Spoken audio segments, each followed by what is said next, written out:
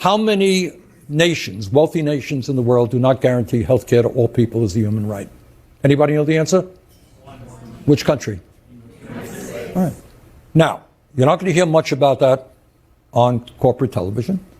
You're not going to hear much about that in the United States Congress. We're the only major country on earth that doesn't guarantee health care to all people. 85 million of us are uninsured or underinsured. 60,000 die each year because we can't get to a doctor on time.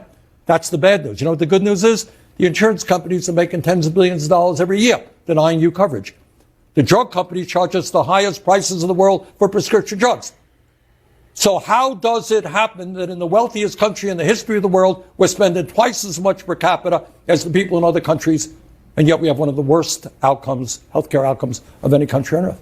And it gets back to money in politics and the domination of big money, in this case insurance companies, drug companies, over the Republican and Democratic. I want to try to get some more of our audience questions. Joel, no, I know you do, but I want to talk about... I know. No, I want to, sometimes these issues about health care, about income and wealth inequality are not talked about in the corporate media, and it's time that we did talk about them. That's why the question a moment ago, why are people losing faith in the American system? We don't talk about it on CNN. We don't talk about it in Congress. It's because they understand that a handful of billionaires exert enormous influence, and that has got to change.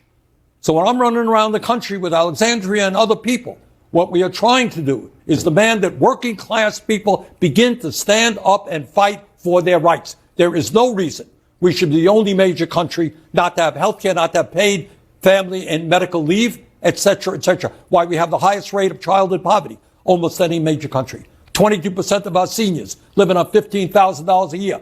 Anybody here think that makes sense? No. All right, it doesn't.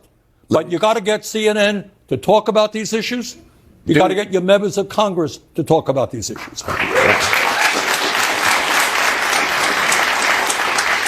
We're literally talking about it right now. Yeah, but I'm forcing you to talk about it, Anderson. This is Joel. We invited you. This is